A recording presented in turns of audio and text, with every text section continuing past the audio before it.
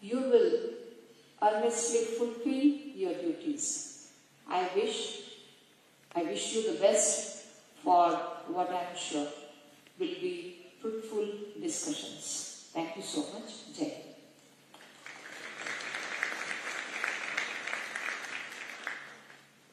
Thank you, ma'am, for inspiring us with your thought-provoking address. Now I would like to invite our distinguished Troika for delivering their opening remarks, starting with Indonesia. I will request if the opening remarks may be limited to 5 minutes each. Indonesia, the floor is yours, please.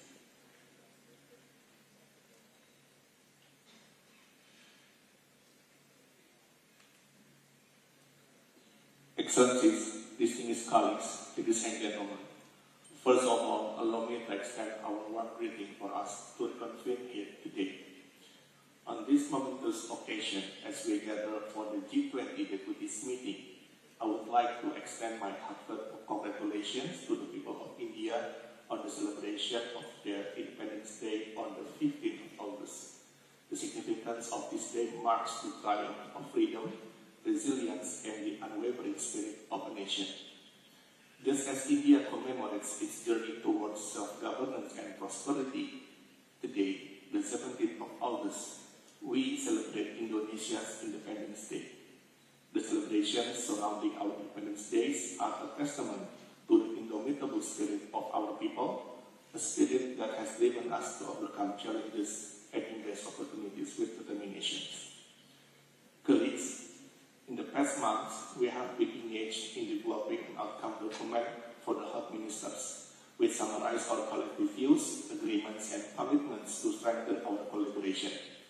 Unity, resilience, and innovation that have shaped our nations can serve as guiding light for our collaborative efforts within the G20 framework.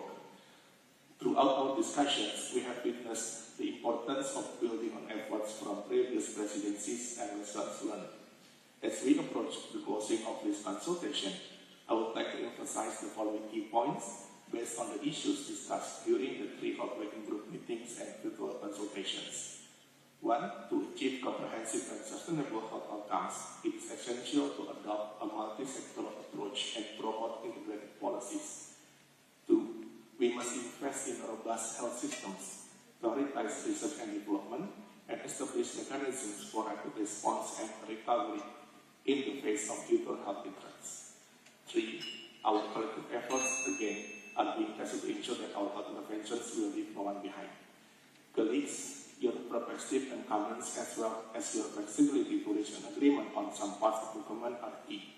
And I would like to appeal to all of us to continue to engage in such collaboration and collegiality amid this difficult period. We fully support India in conducting this final consultative meeting and ensuring its efficiency.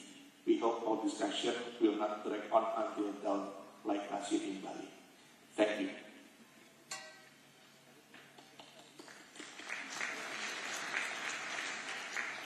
Thank you, distinguished colleague from Indonesia, for your opening remarks. May I now kindly request our distinguished colleague from Brazil to take the floor, please. Brazil, the floor is yours. Thank you, Mr. President. I'd like to join Indonesia on congratulating India on its National Day and also congratulating Indonesia on its National Day. Mr. President, we've made it to Gandhina. This is the end of a long journey, started months ago, one that has been very productive and constructive. With this very same spirit, we've come to this meeting for what we believe will be an outcome that should and will live up to the expectations raised along the way. We commended the Indian presidency for the initiative of holding a number of video conferences in the last few weeks. True, a few issues still stand out, 7, if I count them right, but it allowed us to have, at this stage of the process, a draft where most of the paragraphs have been greened. That gives us time to finish, with the due attention, the task before us, and we are confident that your leadership, Mr. President, will take us to a successful conclusion. Finally, we would be remiss hospitality. You have made the challenge of Brazil's presidency even greater, but this is a challenge that we are delighted to take on. Thank you very much. Thank you, distinguished colleague from Brazil. With this distinguished colleague, we come to the end of the inaugural session. Before we take up live discussion, we would be looking forward for Honorable Minister of Health and Family Welfare to attend other ongoing events. So we will start the session another 2-3 minutes down the line after Honorable Minister has started for the next session and other events which are going on, please. Thank you, please.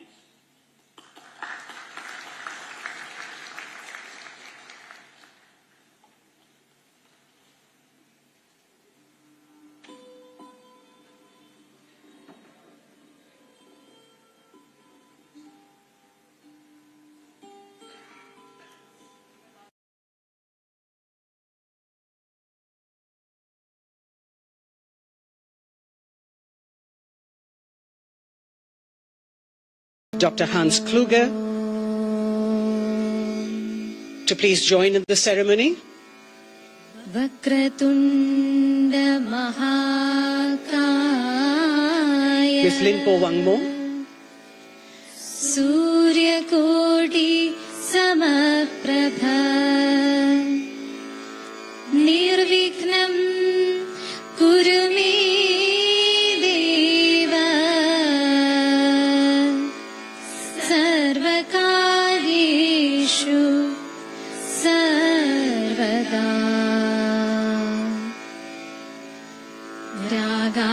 Ragadirogan satatanushaktan Asheshakaya prasrutan asheshan Autsukya moha aratitan jakhana Yo purva vaidyaya namostu tasmai Yo purva vaidyaya namostu tasmai Namami dhanvandari devam Surasurirvandita padapatmam Loger jararuk bhayamrityunasham Dhataramisham vividoshadinam Savyomavatavanivarivam. Thank you very much. Ladies and gentlemen, the invocation you hear being chanted as the lamp is being lit is the Sri Vakratunda Mahakaya, a loved prayer to Lord Ganesh to clear all obstacles in our path, as well as the Dhanvantari Vandana, an invocation to the Dhanvantari deity, considered to be the founder of Ayurveda, the knowledge of life. May I request all our esteemed guests now to please join us up on stage. Shantam Harirdvadashamakya Murtim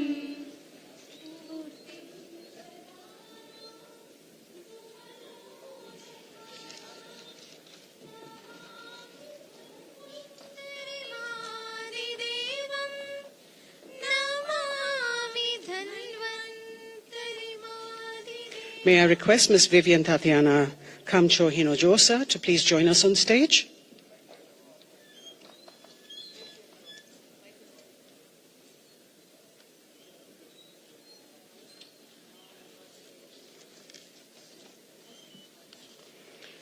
Thank you, esteemed guests, for adding brilliance to the ceremony. May I request all the photographers to kindly please move to the aisles so that you're not blocking the view of our guests. Ladies and gentlemen, we now begin with a short curtain raiser video that will unlock the power of traditional medicine with science and innovation.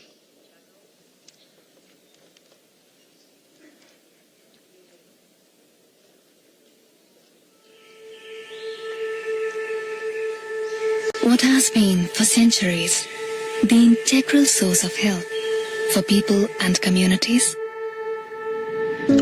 what is still the first port of call for millions of people worldwide for their health and well-being. Its traditional, ancestral, and indigenous knowledges of health and the world around us, constantly evolving, in balance with self, in harmony with nature. But how can we harness its potential to help us address the health challenges of our busy lives? To turn the promise of health for all into a reality for all. To deliver people-centered health services that are respectful of cultures and traditions. By sharing our knowledge and experiences of traditional practices, we can understand, acknowledge, and advance its role in building a fairer, safer, and healthier future. Respecting the wisdom passed down from generations and embracing science, technology, and innovative thinking. Blending traditional and conventional, underpinned by robust evidence, innovation, new technologies, and sustainability.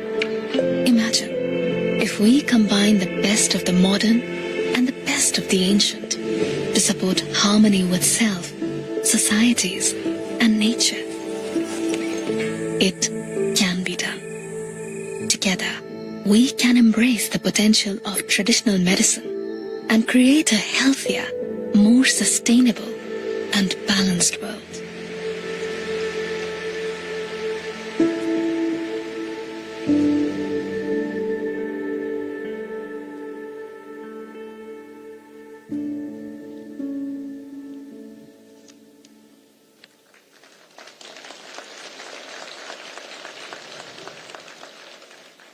Ladies and gentlemen, we have with us this morning the Honourable Director General of the World Health Organization, Dr. Tedros Adhanom Ghebreyesus.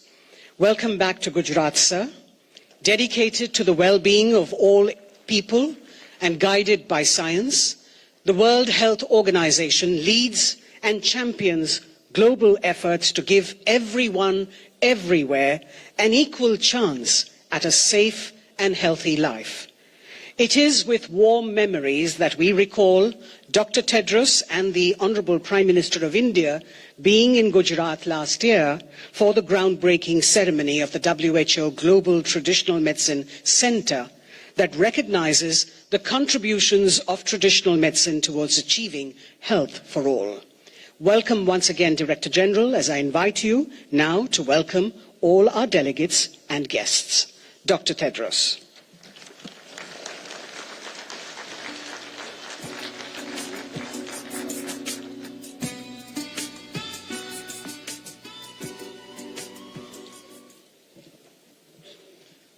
Thank you, Madam Master of Ceremony. Your Excellency, Shri Bundra Bahai Patel, Chief Minister of Gujarat, and myself, Tulsi Bahai.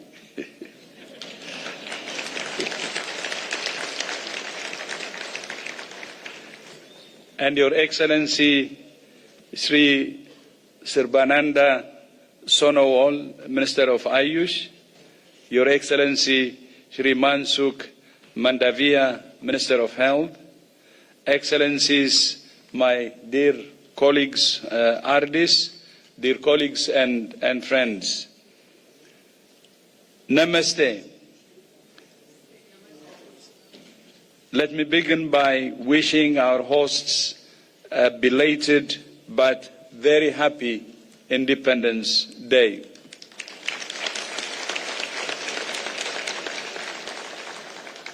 It's an honor to be with you here in Gandhinagar for the first WHO Traditional Medicine Global Summit.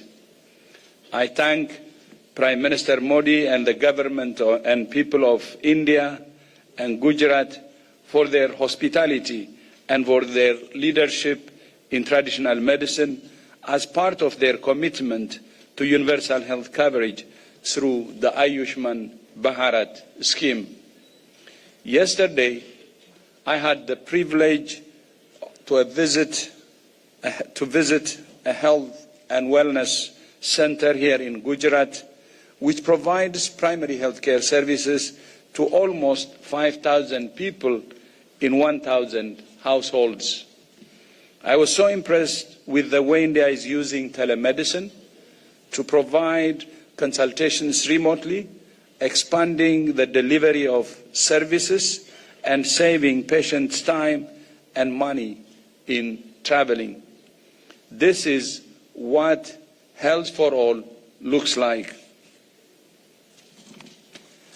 I also saw how traditional medicine is being integrated at the primary healthcare level with a wellness garden at the clinic where I had the opportunity to plant a tulsi tree. One of the great strengths of traditional medicine is the understanding of the intimate links between the health of humans and our environment. That's why WHO is committed to supporting countries to unlock the potential of traditional medicine through Global Traditional Medicine Center in Jamnagar, which I had the honor to launch with His Excellency Prime Minister Modi last year.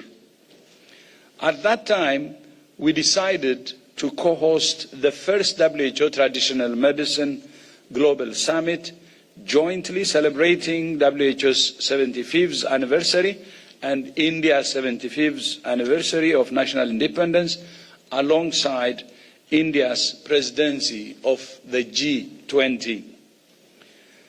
We plan to make this a regular event, maybe every 2 years, to provide an established global forum for sharing evidence and best practices in the use of traditional medicine.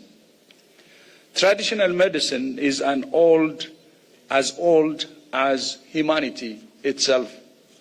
Throughout history, people in all countries and cultures have used traditional healers, home remedies, and ancient medicinal knowledge to meet their needs for health and well-being.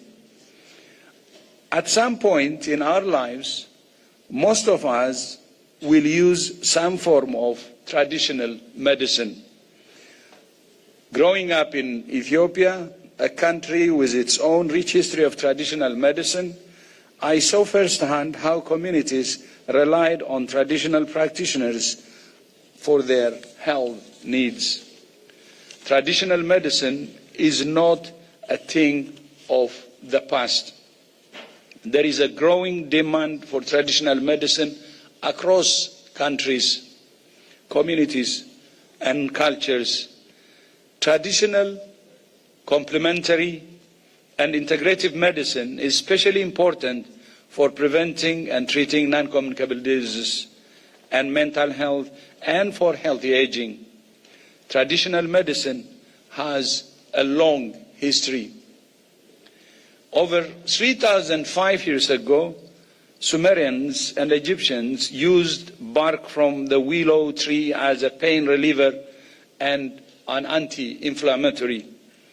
The ancient Greeks used it to ease the pain of childbirth and cure fevers.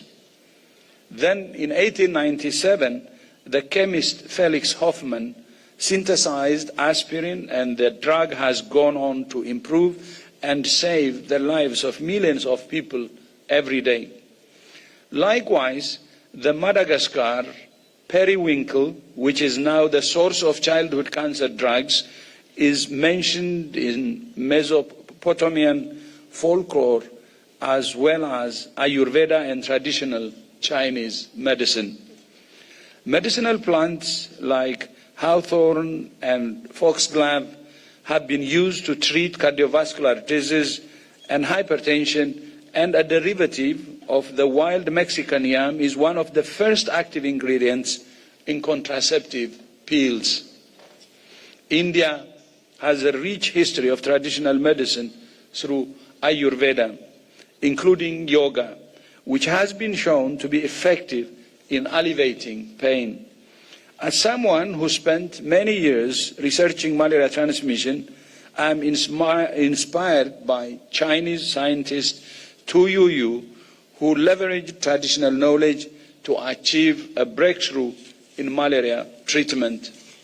After testing unsuccessfully over 240,000 compounds for use in antimalarials, Tu Youyou turned to traditional Chinese medical literature for clues.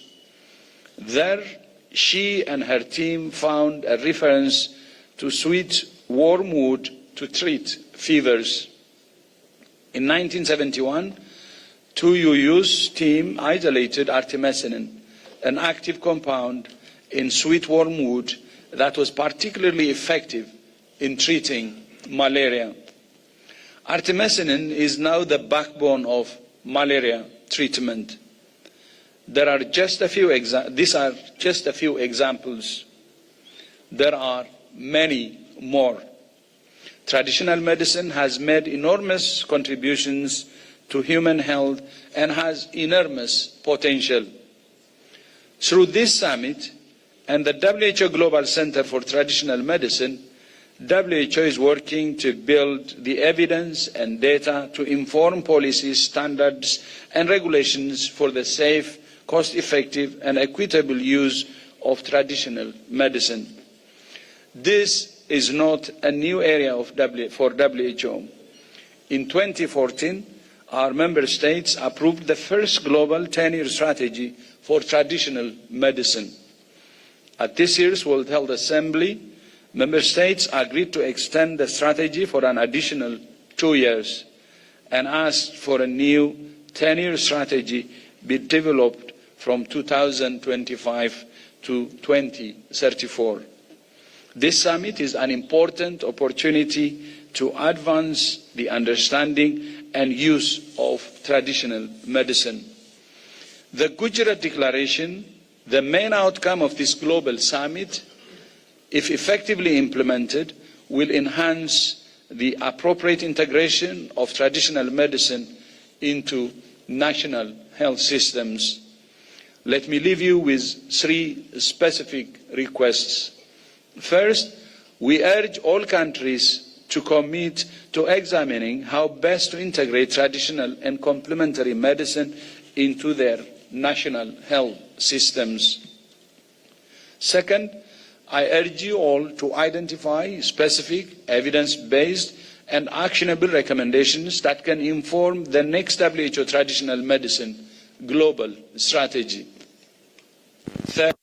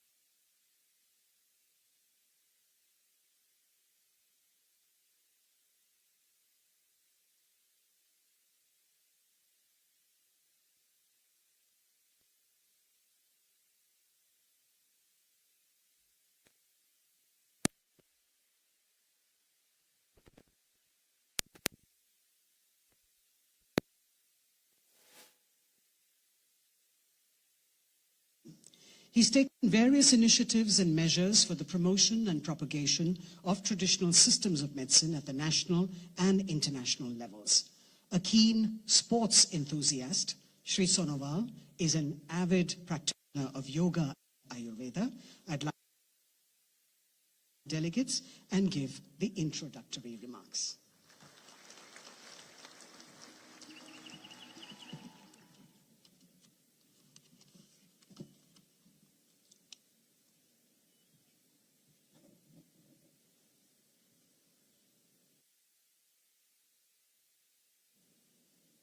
Namaskar. Good morning to you all. Honorable Director General of Dr. Ghebreyesus, Honorable Minister of Gujarat,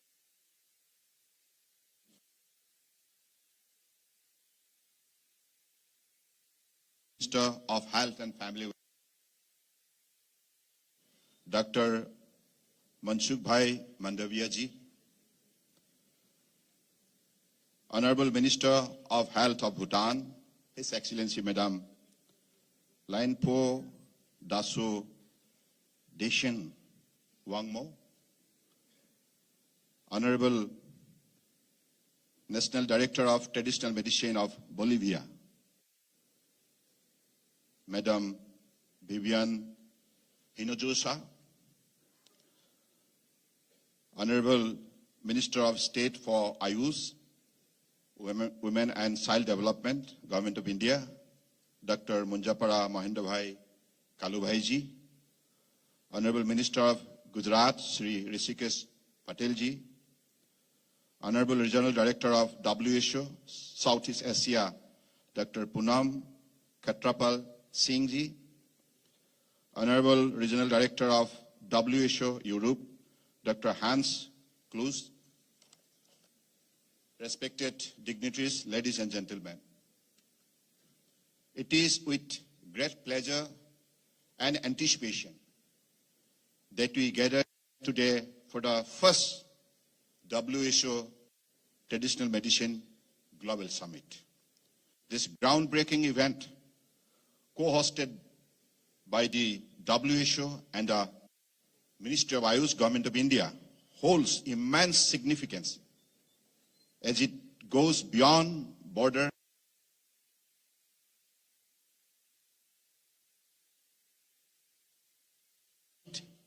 distinguished by its co-branding with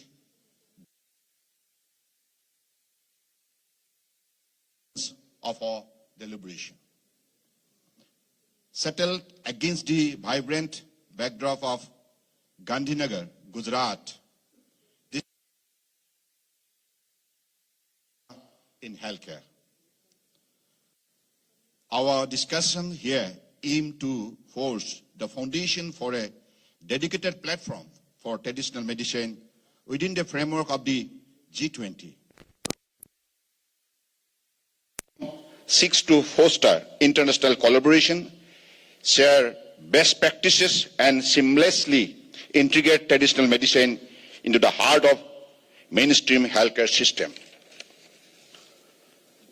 The summit endeavor to identify potential areas of collaboration and partnership between the stakeholders who share a mutual interest in the advancement of traditional medicine. By bringing together policymakers, practitioners, researchers, and institutions, the aim is to lay the groundwork for future collaboration that can drive innovation and research in this field. The Indian system of traditional medicine has made substantial contribution to global healthcare. Ayurveda's emphasis on preventive measures, natural remedies, and lifestyle modification has gained international recognition. Yoga's positive impact on mental and physical well-being is being acknowledged worldwide. This is evident from the fact that our Honorable Prime Minister, Shri Narendra Modi ji, established a Guinness World Record when 135 countries participated in a single yoga event at UN headquarters during International Day of Yoga 2023. Now, with the resilient effort of our Honorable Prime Minister Shri Narendra Modi ji, has resulted in the establishment of the WHO GCTM, and this WHO GCTM is a testament to the growing acknowledgement of traditional medicine across the globe. The center will serve as a hub for research, collaboration, and information exchange among countries. The dedication, devotion, and commitment of our Honorable Prime Minister, Shri Narendra Modi ji, towards promotion of traditional medicine has resulted in exemplary transformation in traditional medicine sector. India's active involvement in this center will further facilitate the integration of traditional medicine into mainstream healthcare system. The G20 nation play a critical role in shaping global policies and agendas. Traditional medicine as an essential component of healthcare should be a part of this discussion. Collaborative efforts among G20 nations can lead to the development of frameworks that recognize and harness the potential of traditional medicine in achieving universal healthcare goals. To further enhance the credibility and effectiveness of traditional medicine, research and innovation must be at the forefront. Investing in scientific validation, modernization, standardization of traditional practices can bridge the gap between ancient wisdom and contemporary healthcare needs. A harmonious integration of traditional medicine with modern healthcare can offer comprehensive solution to the complex health challenges of today. Collaboration between traditional healers, modern medical practitioners, and researchers can lead to more holistic and patient-centric care. Traditional medicine often has deep ties to local communities. By preserving and promoting these practices, we honor cultural diversity and empower these communities to contribute actively to global healthcare knowledge. Traditional medicine also embodies our shared heritage and wisdom. It offers holistic approaches to health and well-being that complement and complete the medical practices. The establishment of the WHO GCTM and collaborative efforts within the G20 paved the way for a brighter future where traditional medicine takes its rightful place in the global healthcare landscape. Through this event, one of the major expected outcomes is to propose recommendation for a dedicated forum on traditional medicine within future G20 presidencies. This platform will foster ongoing discussion and collaboration to integrate traditional medicine into global healthcare agendas. Through this platform, I extend my heartfelt greetings and well wishes to all who have joined hands in ensuring better healthcare security to the world. I also thank Honorable Prime Minister for making this dream possible. And today we are honored that our popular Tulsi Bhai is with us to inspire us to promote the traditional system of medicine. Thank you. Jai Hind.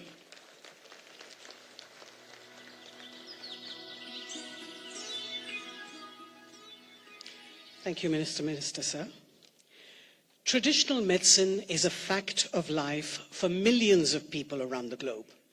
Let's hear some voices and messages that have been sent to this summit. We would like to now share with you a short film that brings us views of indigenous peoples, traditional medicine practitioners, and beneficiaries.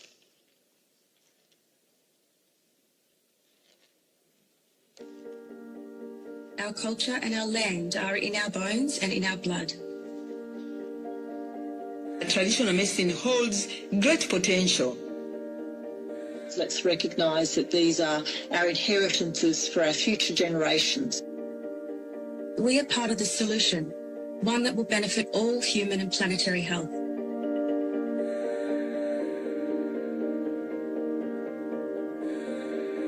It's very hard to be healthy on a land that's screaming out for help. Humanity cannot be well when we're not caring for what looks after us, and that's our planet Earth.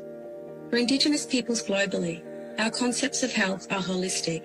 Our health is also dependent on the health of our family, our community, and our land. So much so that it cannot be separated. We kind of lost the connection we had with nature. and with different ways to approach health. It's not like you have to choose medicine over natural ways of approaching health. I think it's important that we redress the balance so that it's not all one thing or the other, but actually that we can find a beautiful middle ground. Medicine comes from a culture, from a geography, from a place, from a people, from a need, from a climate. Traditional medicine matter to the people of Africa because this is our culture, this is our future. I think it's important that we realise that conventional and traditional medicine can go hand in hand. Today there's more reliance on Western medicine, and what we do need to have a really strong forward-looking, progressive way of being able to recognise the medicines of millennia. Que no se pierdan esos saberes nuestros, que son tan sagrados, que son tan nuestros, que es la esencia de la vida del ser de estar conectados con la diversidad de pueblos, con la diversidad de nuestras semillas, con la diversidad de nuestras plantas, con la diversidad de nuestras aves. Yoga is basically an ancient Indian practice. Yoga brings out the positivity from within, it improves our mental well-being, and it brings out the overall well-being of an individual. TCIH is about more than just medicines. We need research on professions and practices more than just products. We as Indigenous peoples know that our intimate and intricate understandings of our lands and our medicines have so much to offer everyone. It's now time to recognise the opportunity that we have. It's time to turn on our ears, open our eyes, open our hearts, and understand where we need to go to together, collectively.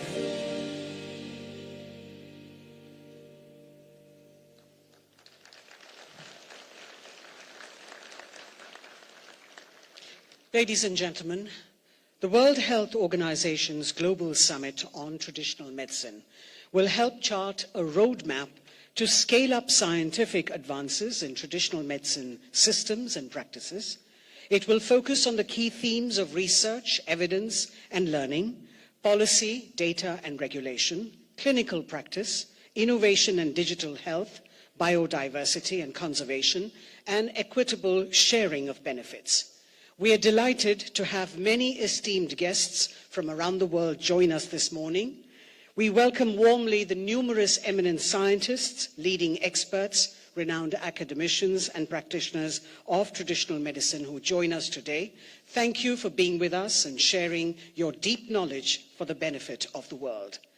May I now invite Dr. Bruce Aylward, the Assistant Director General, and Dr. Shama Kuruvilla, Senior Strategic Advisor from the WHO Universal Health Coverage and Life Course Division, to please share with us the highlights of the Global Summit's agenda. Dr. Aylward drives the organization's agenda to make UHC and primary healthcare available to all. He oversees WHO's work on health systems, immunization and reproductive, maternal and child health, and traditional complementary integrative medicine. Dr. Shama Kuruvilla, as the WHO lead for the Global Traditional Medicine Center and Summit, has been working closely with WHO colleagues and participants from all regions of the world on the summit agenda that we will collectively take forward on this occasion. Dr. Aylward and Dr. Kuruvilla.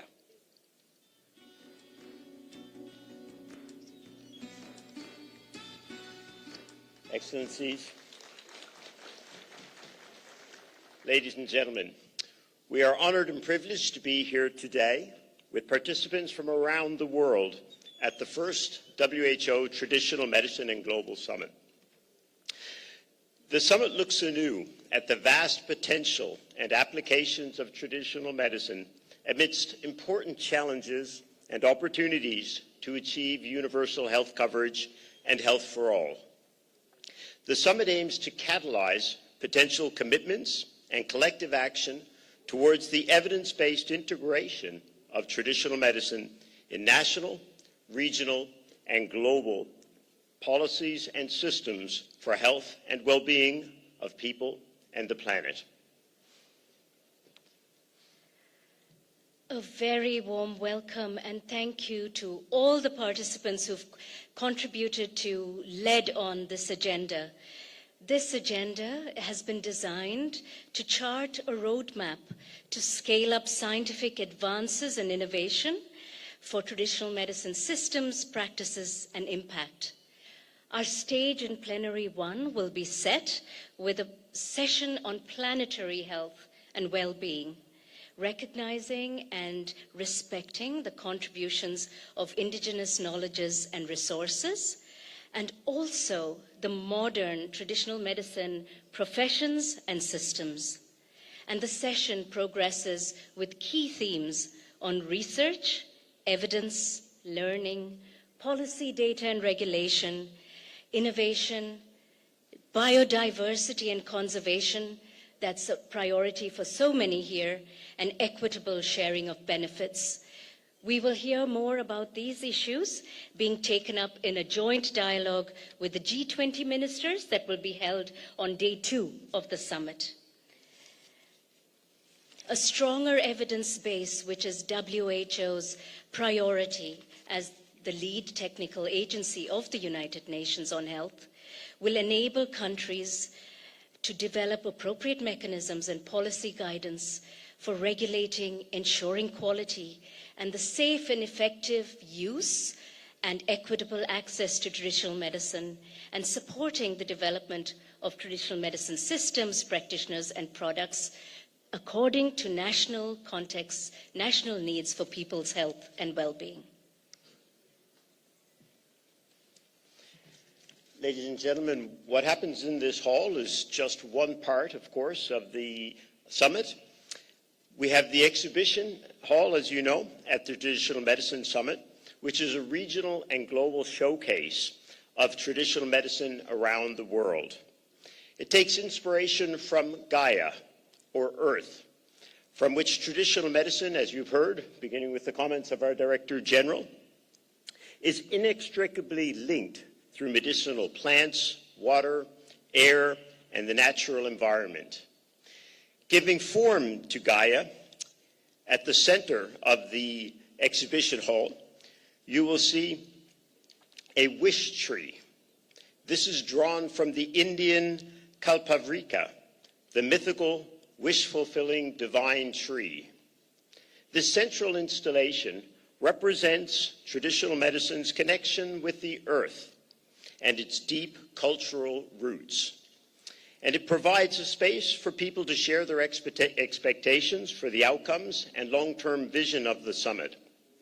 Spreading out from the wish tree, you will see 8 spaces that contain global and regional exhibitions on traditional medicine.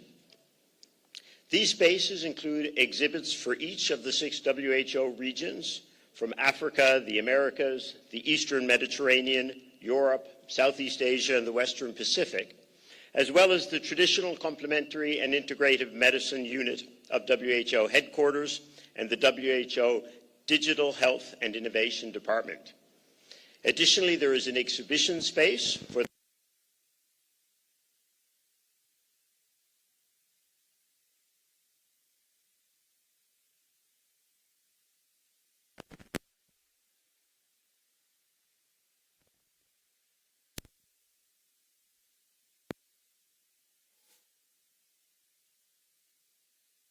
distinctive, provides a unique perspective on each region's and organization's histories, priorities, and ambitions for traditional, complementary, alternative, and integrative medicine.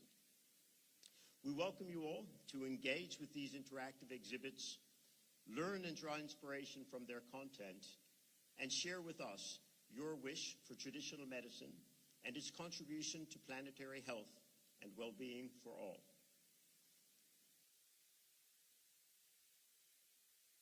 And as we look around,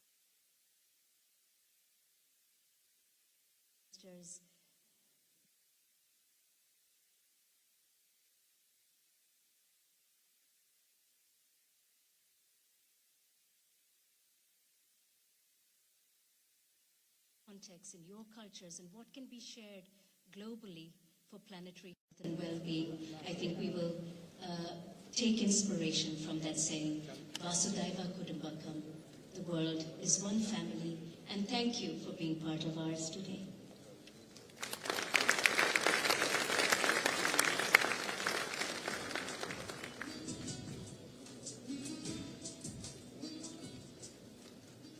Thank you very much, Dr. Aylward and Dr. Kuruvilla, for sharing those highlights. Ladies and gentlemen, the Honourable Union Minister for Health and Family Welfare, Government of India, Dr. Mansukh Mandavia, has been conferred with innumerable awards and recognitions for his post-COVID management and overseeing India's mammoth COVID-19 vaccination drive with great success. May I invite India's Honourable Minister for Health and Family Welfare, Dr. Mansukh Mandavia, to address the esteemed gathering.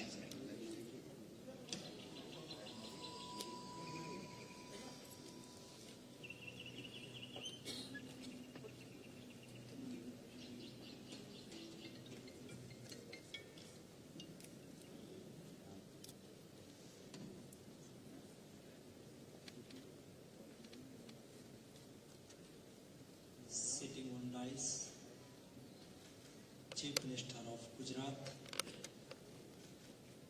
Dr. Tedros, Director General, World Health Organization, my colleague Minister, Sarvanand Sonwarji, Union Minister of Ayush and Road Shipping and Waterways, Excellency Ms. Leon Podash Dechen Pangmo, Minister of Health, Bhutan,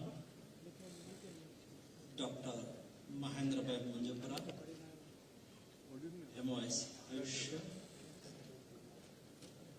Poonam Khetrapalji, Regional Director WHO, Rishikesh Bhai Patel, Honorable Health Minister of Gujarat, Vivian Dinod Josa, representative from Bolivia, distinguished delegates. Good morning, everyone. With great pleasure, I extend a heartfelt welcome to all the distinguished ministers and esteemed delegations in the enchanting land of Gujarat for the momentous occasion of the first WHO Traditional Medicine Global Summit at Gandhinagar. Gandhinagar city was named in honor of Mahatma Gandhi, also known as the father of nation. Gujarat is also the land of legend like Sardar Vallabhbhai Patel, known as the Iron Man of India, due to his commitment to national integration in the newly independent country. The Statue of Unity, the world's tallest statue, located on the bank of Narmada River of Gujarat, stands as a tribute to Sardar Vallabhbhai Patel for his contribution to nation building. Gujarat is certainly as a place like no other when attracting throngs of tourists with its nature's splendor and wonder of history, culture, and architecture brilliance. It is a destination that should not be missed by the connoisseur of culture and art. I believe this global summit will provide a unique opportunity for us to engage in dialogue, exchange of ideas, foster collaboration, and establish international partnership to advance the agenda of traditional medicine and to work together toward promoting and leveraging the potential of traditional healthier practices worldwide. Traditional medicine have played a significant role in promoting health at personal and community levels for many countries. Even in today's era, there are huge demands for pharmaceuticals and cosmetic products that have a natural or herbal basis and landmark drugs delivered from traditional medicine. The industries of traditional medicine is huge and rapidly expanding. WHO has received reports from 170 member states regarding the use of traditional medicine. These states have expressed need for evidence and data in order to shape policies, establish standards, regulates the safe, cost-effective, and fair application of traditional medicine. Therefore, this global summit on traditional medicine can be the platform to mobilize political commitment and evidence-based action on traditional medicine, which is the first port of call for millions of people worldwide to address their health and well-being needs. I believe that in the next 2 days, the first global summit on traditional medicine under the theme towards health and well-being for all will facilitate the exchange of best practices and game-changing evidence, data, and innovation aligned with science and nature. We acknowledge that WHO has established the Global Center for Traditional Medicine in Jamnagar, Gujarat. India is acknowledged and knowledge hub with a mission to catalyze ancient wisdom and modern science for the health and well-being of people and the planet. The WHO Traditional Medicine Center scale up WHO's existing capacity in traditional medicine and supplement the core WHO's functions of governance, norms, and country support carried out across the 6 regional officers and headquarters. By incorporating the knowledge of traditional medicines into our research and innovation, we can effectively work toward achieving health-related sustainable development goals, truly embracing the One Earth, One Family, One Future approach. Thank you very much.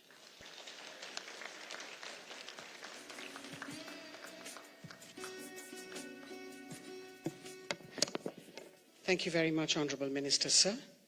Ladies and gentlemen, we now share with you a short video message from Dr. Ngozi Okonjo Iweala, the Director General of the World Trade Organization.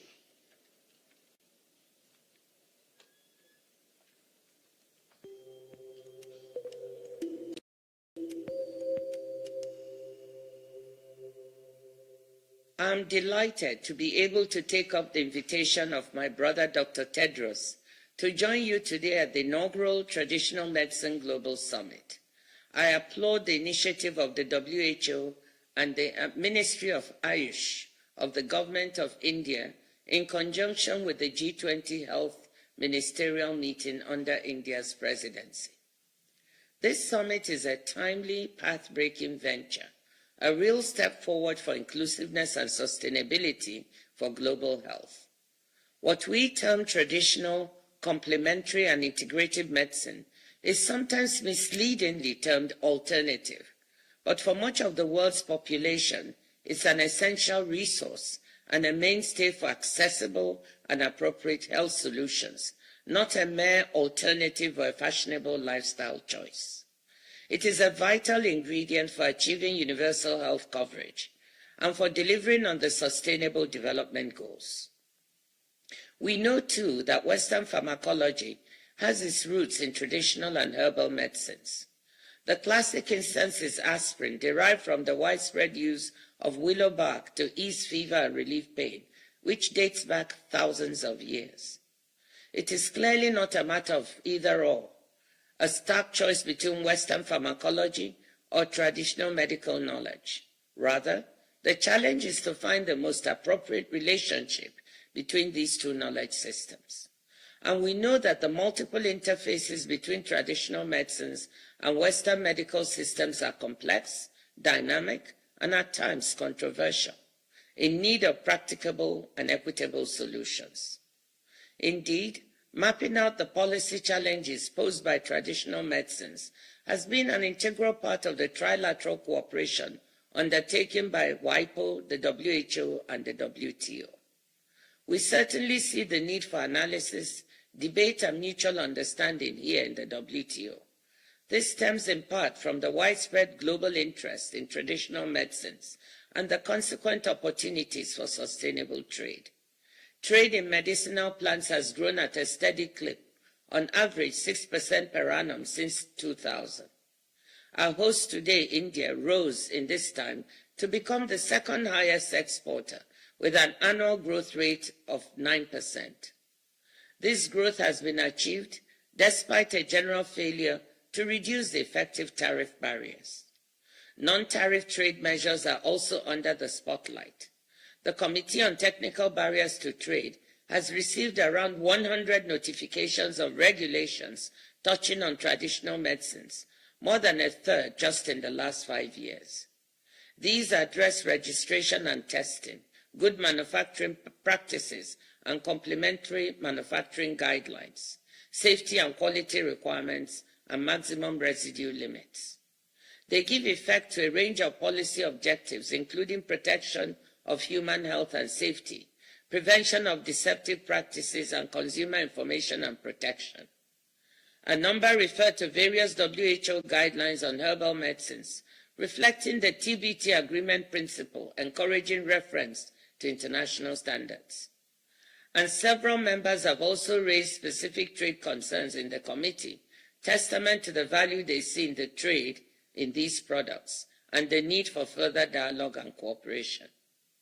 Of course, some of the most sensitive issues arising from wider interest in and application of traditional medicines arise in the area of intellectual property. Developing countries in particular have voiced concerns about the misappropriation of traditional medical knowledge and the lack of recognition of traditional knowledge systems in intellectual property law more generally. This question has been on the agenda of the TRIPS Council in the WTO for over 2 decades.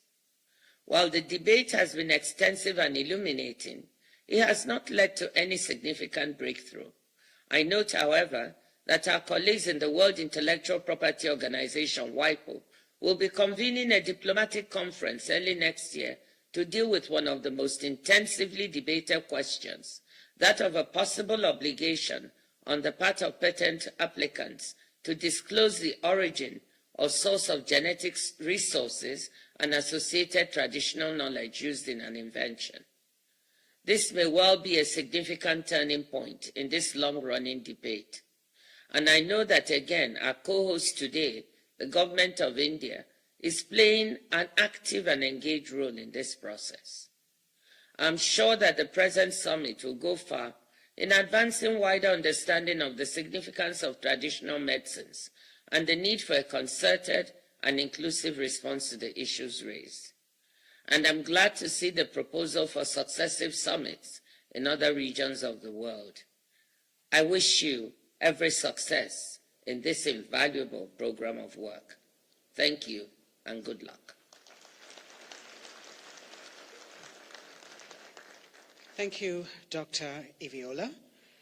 I'd like to now invite to speak the Regional Director, World Health Organization, Southeast Asia region, Dr. Poonam Khetarpal Singh, who has devoted more than 5 decades to strengthening public health as a leader and manager at national and international levels.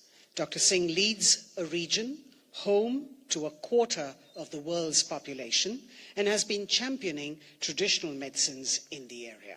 Dr. Singh.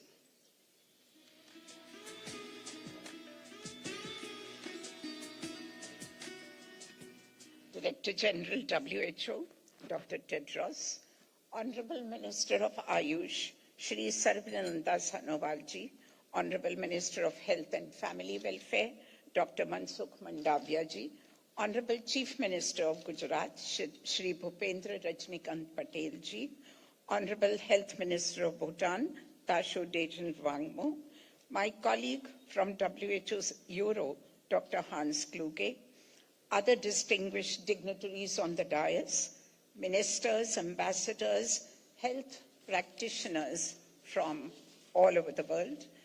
It is a privilege to address you today on this historic occasion at the first Global Summit on Traditional Medicine, which is the first major meeting to be held by the WHO Global Center for Traditional Medicine. For 75 years, WHO has sought to achieve health for all as its guiding mission. Not health for some, not health for many, but health for all.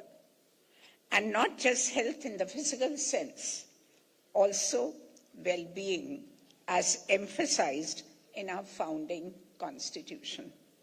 For this, the 1978 Declaration of Alma Ata makes two critical assertions, both central to how we in WHO Southeast Asia region have pursued this mission. First, the primary health care is essential vector for achieving health for all. And second, that primary health care must be based on scientific and socially adaptable methods and technologies. In other words, that safe and effective traditional medicine has a very clear and a very critical place within our core objective. Today, all countries of the region have developed and implemented a national policy for traditional medicine. 9 countries have established formal training and education systems for traditional medicine practitioners, and 6 countries have co-located traditional medicine services within their health systems. 5 countries have national essential medicine policies on traditional medicine, and the same number of countries provide financial protection for traditional medicine services.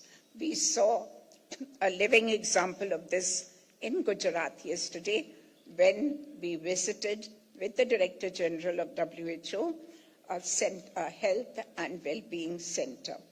We look forward to accelerating this agenda in alignment with our region-wide push to reorient health systems towards quality, affordable, accessible, and comprehensive primary health care, while leveraging the full power of the new Global Center for Traditional Medicine, hosted and supported by India. And we also look forward to contributing to the outcomes of this summit, which will help finalize the next WHO Traditional Medicine Strategy 2025 to 2034, which will be presented to the 78th World Health Assembly in 2025 in Geneva. Together, at this meeting and beyond, let us build strong evidence for the most impactful outcomes. Let us drive true inclusion for the greatest equity. Let us explore new technologies and innovations, delivering ancient wisdom with modern tools. Let us nurture concrete commitment for increased collaboration. Let us act on both Astana and Alma Ata, accelerating a person-centered, holistic approach to health and well-being for a biodiverse planet and a healthier, more equitable and sustainable future for all. Let us remind ourselves of Vasudeva Kutumbakam, one world, one family, one future. Thank you.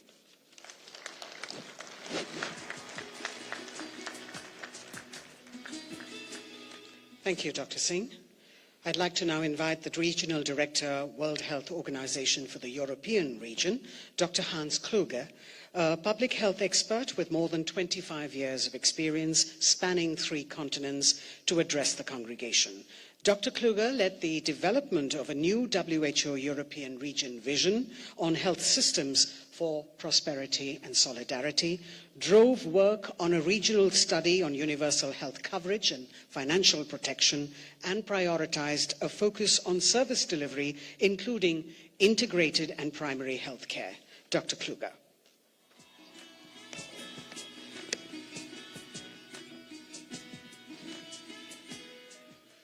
My elder brother, WHO Director General Dr. Tedros, Your Excellencies, Ministers, my sister, Regional Director Dr. Poonam Singh, esteemed delegates, as we say in Hindi, Satya ek hai, Mark kai. Truth is one, the paths are many. Mahatma Gandhi's timeless words apply to this week's landmark summit. From all corners of the world, we gather here to reiterate a truth. Health is a human right for all, and the paths to health are varied yet convergent. Truly, unity in diversity, the very essence of traditional complementary and integrative medicine, and the very essence of our gracious host, India, marking a special jubilee of its independence. Congratulations. India has produced many of the world's finest minds in science and medicine, contributing to so much to our world, along with traditions embedded in the Vedas and, of course, yoga, a practice celebrated now annually by the United Nations, initiated by His Excellency Prime Minister Modi. What a joy for me personally to be back this week in the WHO Southeast Asia region, a region that has been truly a school for health for me. I spent 5 years of my WHO tenure based in Myanmar, tackling tuberculosis and the humanitarian crisis of Cyclone Nargis. What I drew from that experience in the Southeast Asia region, including ASEAN, guides me to this very day. Thank you, Southeast Asia. Thank you, Madam Dr. Poonam Singh. Today I represent the vast WHO European region, 53 countries across Europe and Central Asia, stretching from the Atlantic to the Pacific, bringing together ancient cultures of both West and East. In our European region, we have some 160,000 mostly private health practitioners who offer traditional medicine delivered increasingly in collaboration with conventional medical practitioners. There is an urgent need for a more consistent regional and global evidence-based approach to the traditional medicine sector. Given the importance of culture in the delivery of traditional medicine and the crucial role of communities, it is of particular importance, as Dr. Singh mentioned, to discuss how these approaches can be integrated in primary healthcare. We will discuss this at the International Primary Healthcare Conference in Astana, Kazakhstan, 22-23 October this year, marking the 45 years of the Alma-Ata Declaration and 5 years of the Astana Declaration, both of which incorporate the key role of traditional medicine. Finally, it is significant that this week's summit is complemented by the G20 Health Ministers meeting here in Gandhinagar under India's current G20 presidency. As a key forum for international economic cooperation, what the G20 says and does has significant impact well beyond its membership. Amid discussions on the economics of health and the political decisions that will be taken as a result, I am reminded of another saying by Mahatma Gandhi. Ye swasthya hai, jo asli dang hai, soni or chandi, ke tukdi machin. It is not pieces of gold or silver, but health that is the real wealth. Janjavat.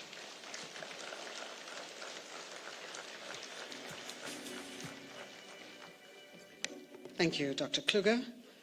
Ladies and gentlemen, science, evidence, and the way forward in scaling up the rigorous research on traditional medicine will loom large at this summit. It is the science that will realize the full potential of traditional medicine for health and well-being to turn ancient knowledge into game-changing interventions. Let us now hear from two Nobel Prize winners for physiology and medicine. We begin with Professor Harold Varmus, a Nobel laureate for his research on the genetic basis of cancer. He also chairs the WHO Science Council and was a professor at the Mayo Cancer Center of Weill Cornell Medicine. Previously, Dr. Varmus was the director of the United States National Cancer Institute and the National Institutes of Health. Professor Harold Varmus could not be with us today, but has kindly sent us this video message.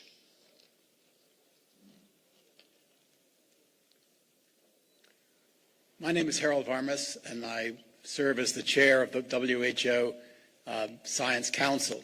And I greet you on the occasion of this important meeting that you're having on traditional medicines. Now, scientists may differ about the prospects of discovering the next great thing from traditional medicines, but we need to face a very important real-life fact that traditional medicines are very widely used, and that it's important to understand what ingredients are actually in traditional medicines, why they work in some cases, and how we can improve their use. And importantly, we need to understand and identify which traditional medicines don't work or occasion detrimental drug interactions or cause unacceptable side effects. And efforts to understand traditional medicines from all those points of view has been very important in my own career at the National Institutes of Health, running a cancer center, and at the National Cancer Institute as well. So I applaud your efforts in trying to understand these medications, understanding their composition, looking for the occasion when they are effective, trying to understand the nature of placebo effects that occur in their use, and in general trying to protect the public from misuse or unwarranted expenses for purchasing such medications. This is a complex field, and I applaud you for undertaking the study that brings fundamental science to bear on the use of these historical therapeutics. Thank you very much.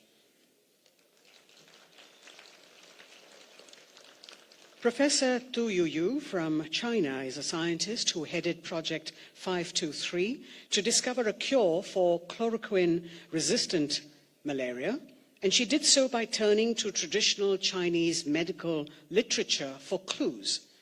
In the literature, Hey, you never told me. Here you go. What a gorgeous color. She never told me. You never told her? Never. Really?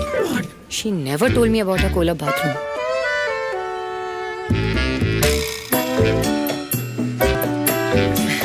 Oh, you never told her? Bye.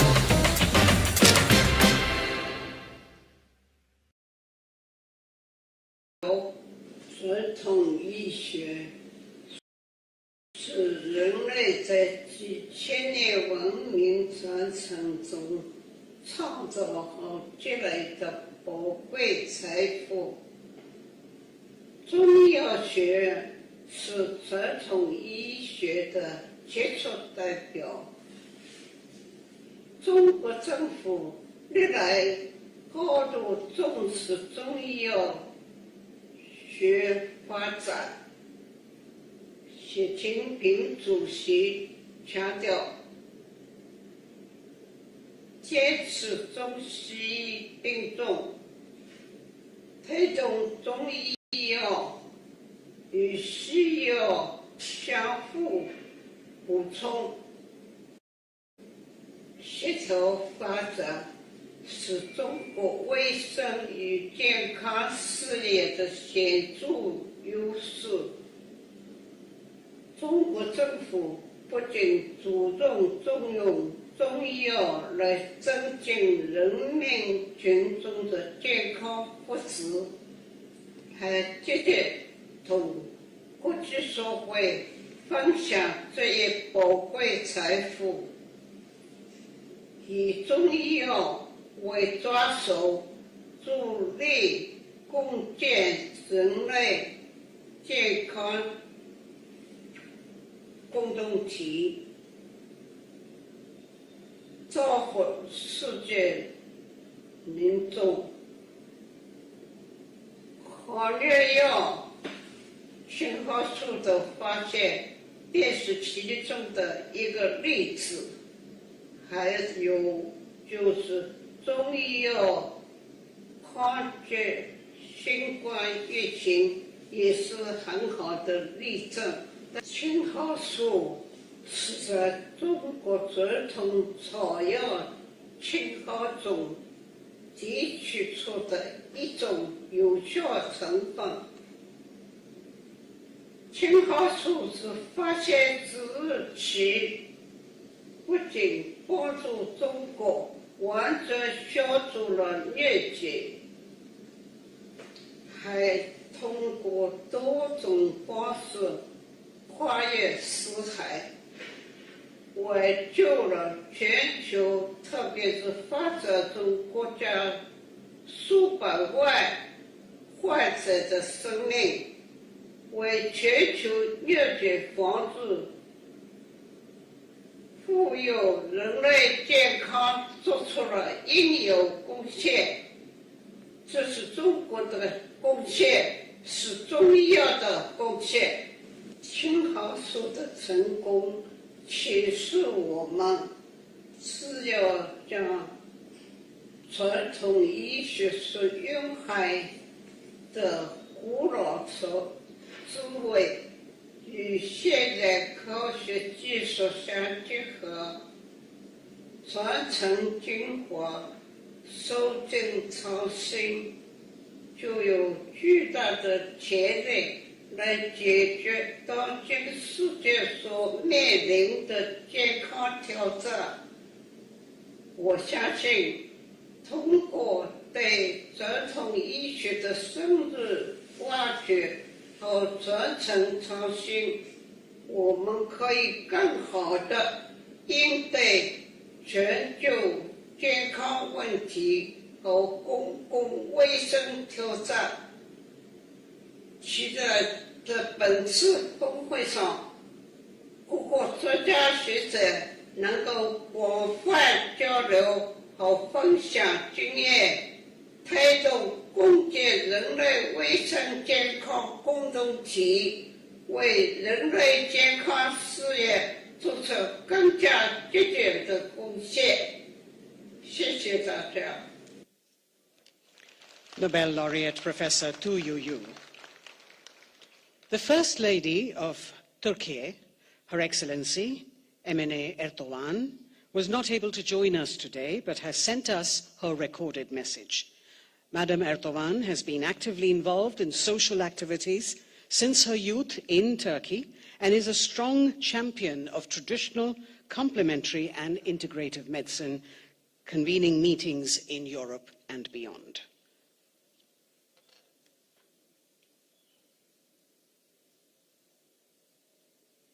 Hanımefendiler, beyefendiler, hepinizi muhabbetle selamlıyorum.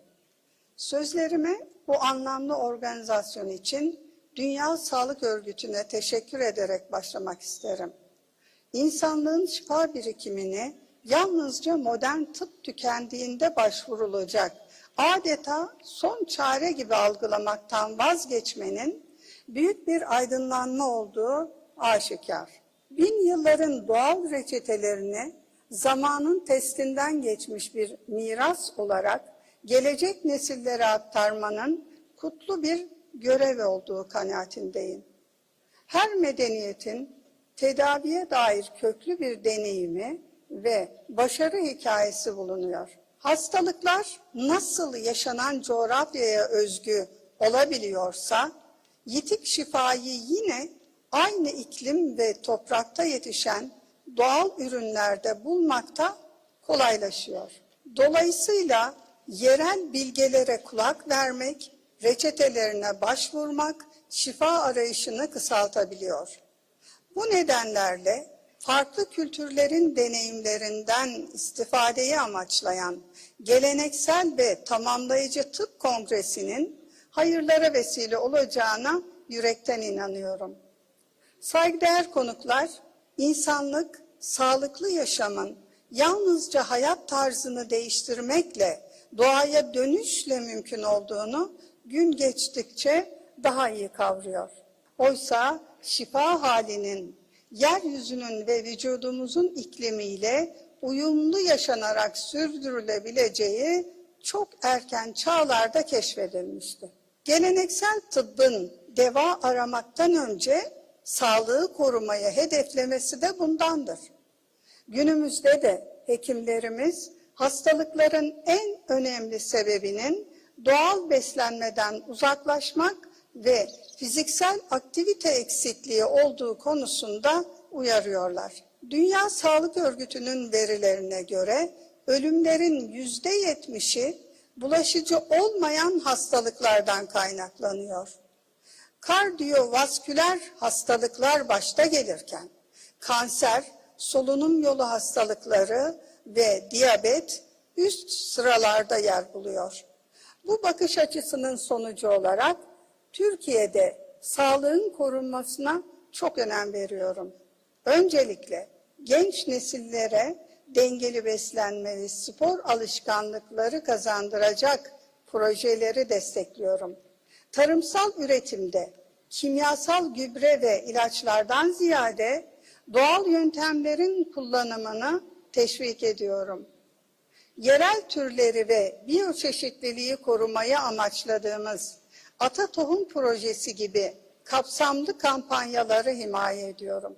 Değerli katılımcılar, yine Dünya Sağlık Örgütü verilerine göre geleneksel tıbba başvurma oranı %80'leri buluyor. Türkiye'de bu talebi göz ardı etmek yerine 15 geleneksel ve alternatif tıp uygulaması Sağlık Bakanlığı kapsamına alındı. Sonuçların bilimsel gelişmeler ışığında değerlendirilmesi amacıyla bir enstitü kuruldu. Üniversitelerimizde araştırma ve uygulama merkezleri hayata geçirildi. Böylelikle binlerce hekimimize bu alanda eğitim imkanı sağlandı. Anadolu tıbbını düzenlediğimiz 2 uluslararası kongre vasıtasıyla kanıta dayalı yöntemlerle dünyaya tanıtmayı hedefledik. İlkini 2018 yılında düzenlediğimiz himaye etmekten onur duyduğum GETAT Kongresi'ne 38 ülkeden bilim insanları 304 bildiriyle katılmıştı. Kongreler vesilesiyle bir araya gelen araştırmacılar, geleneksel tıbbı günümüze taşıdıkça etkileyici verilerin elde etmelerinin mutluluğunu yaşıyoruz. Hastalık yerine şifayı merkeze alan yaklaşım benimsendikçe daha sağlıklı nesiller yetiştirmenin mümkün olacağı kanaatindeyim. Her birey kendi kendisinin koruyucu hekimi olmaya başladıkça sağlığa ayrılan kaynaklar insanlığın yararına başka alanlara kaydırılabilecektir. Dolayısıyla tabiat eczanesinin reçetelerini keşif yolculuğuna dönüşen kongrenin sonuçlarını merakla bekliyorum. Sözlerime son verirken sizleri bir kez daha muhabbetle selamlıyorum. Kalın sağlıcakla. Thank you, Your Excellency, Emine Erdogan.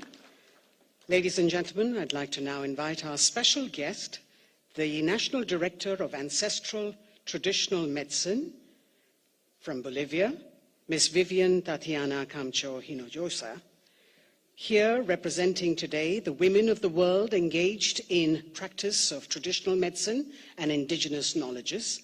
She has been galvanizing the movement for traditional medicine among citizens and influencing governments across the continents. A strong voice for ancient medicinal practices. Ms. Vivian Tatiana Camacho Hinojosa. Sumas punche cachun tukuy kunapa, hatuna paiguy tukuy gangunapa, noga suti Vivian Camacho, Hagay Bolivia, Khoya Suyumanta Hamusani. Greetings to you all. I am from the Quechua Nation, from the plurinational state of Bolivia. Greetings to all the authorities that are joining us here in the front, but also to all of you that have gathered together for advocacy for ancestral traditional medicine. Here we are representing the different colors of the world. This beautiful flag represents the rainbow. We all belong to Earth, no matter how color, no matter what language. We all belong to Mother Earth. We all belong to healthy water, healthy food, healthy air. We all belong to the generation that has dreamed that we would be alive today. We have survived the genocide, exterminium. We have survived the thief of our territories, but we are alive because of ancient, wise people. They have healed with their hands. Midwives, they have received us with love and tender care, a wisdom alive from millennia. Spiritual guides of our peoples, they have healed our souls, our bodies. We are remembering now that we are the seeds that they have left for us, but also we are the flowers of past dreams. They have seeded their lives so we can be alive today. So it's very necessary for us to remember that we all belong to Mother Earth, that we all belong to each other, that traditional ancestral medicine has to do not only with our beautiful biodiversity, but also with our spiritual sacred places. So I say with these sacred ones to the sacred places that is receiving us today from the sacred Andean mountains that I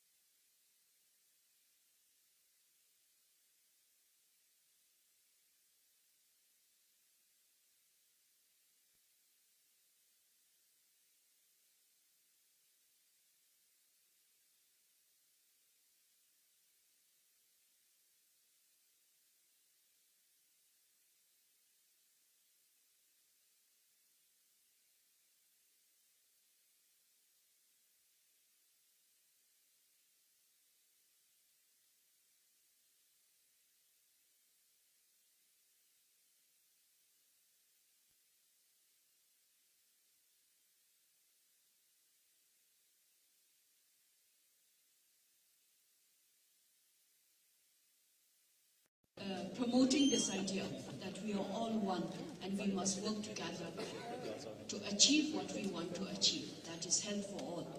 So with that, Honorable Ministers, Director General, WHO, Dr. Tedros, Excellencies, distinguished guests, ladies and gentlemen. It gives me immense pleasure to be part of this first ever Traditional Medicine Global Summit. I extend my heartfelt gratitude to the gracious host the World Health Organization and the Ministry of Ayush, Government of India, for convening this significant event at this juncture. Traditional medicine is a testament to the deep connection between the human and the nature and the profound understanding of the intricate balance that sustains life on this planet. I thank the Honorable Prime Minister, Shri Narendra Modi, and Dr. Tedros, the Tulsi Bai of Gujarat, for their leadership in recognizing the vital role the traditional medicine provides in providing people-centric, inclusive health services for all. Bhutan, as you all know, is a small country between India and China, and it is known for its rich cultural heritage, breathtaking landscapes, and our unique philosophy of gross national happiness. And at the core of this vibrant culture lies the traditional medicine system, which has been an integral part of the Bhutanese way of life for centuries. Traditional medicine in Bhutan, known as the Soy Rigpa, which translates to the science of healing, is a holistic approach to health that encompasses the physical, mental, and the spiritual well-being of the individual. It combines the element of herbal medicine, lifestyle, and spiritual practice to treat the body, mind, and the soul. It is this belief that the three elements of the body, mind, and the soul are deeply interconnected to our environment, and any disturbance in that equilibrium can manifest into physical illness. Today, as we chart a way forward to develop a holistic, well-being-centric health system that includes traditional medicine, we must also invest and have meaningful conversations around climate crisis, as we have recently experienced with the monsoon, and provide a resolute commitment to preserve our biodiversity and natural environment through sustainable harvesting and management of medical flora and fauna. Distinguished delegates, in Bhutan, traditional medicine, Soy Rigpa, is not just a system of healing, but a vital building block of our health system. Article 9, Provision 21 of the Constitution of Bhutan mandates that the state provide pre-access to public health services in both modern and traditional medicine. Thus, in Bhutan, traditional medicine services are formally delivered in our public health through the network of hospitals and primary healthcare system, side by side with the allopathic services under the same roof. So if you were ever in Bhutan and if you visit a hospital or a primary healthcare center, you will see the allopathic doctor and the traditional medicine doctor sitting side by side with the pharmacies nearby. We are very proud of this system, a system that was instituted by our beloved third king, who is also known as the father of modern Bhutan, who believed that health is not just the mere absence of sickness, but a well-being of a human being, to grow in an environment and to thrive. So thus, in Bhutan, our traditional medicine practitioners or professionals are trained and managed similar to the allopathic medicine by the same university and the same ministry. Moreover, the traditional medicine practitioners are also provided same equal opportunity as the allopathic medicine doctors. And today I'm happy to inform that since we took over the government last 4 years, we have also compensated the enumeration, the pay packages, same as the allopathic medicine. So today, an allopathic doctor in Bhutan's salary is at par with the traditional medicine doctor. And that, I think, is very, very unique. Distinguished delegates, as we deliberate, let us not only celebrate the diversity of healing traditions, but also emphasize on the importance of rigorous research, documentation, and collaborative effort that is much needed to promote both systems of medicine. The bridge between the traditional and the modern medicine should be built upon the foundation of trust, respect, scientific validation, and cultural sensitivity to be able to unlock the innovative solutions that caters to the diverse healthcare needs of our communities and the people that we serve. As we embark on this journey of shared learning and collaboration, let us channel our collective energies towards a world where wellness is holistic, where healthcare is accessible to all, with our rich heritage of traditional medicine illuminating our path to a healthier future and a healthier planet. Tashidele, thank you for your attention. Thank you, Madam Minister. Ladies and gentlemen, we are in the state of Gujarat, and the Honorable Chief Minister is hosting us. Dr. Patel, Mr. Bhupendra Bhai Patel, trained as a civil engineer by profession, has vast experience in administration and is well known for his impressive decision-making power and unique persuasive abilities. As the Chief Minister of Gujarat, Shri Bhupendra Bhai sees a huge opportunity to serve the citizens of Gujarat and is committed to set new benchmarks of good governance in the state. May I now invite the Honourable Chief Minister of Gujarat, Shri Bhupendra Bhai Patel, to please address the summit.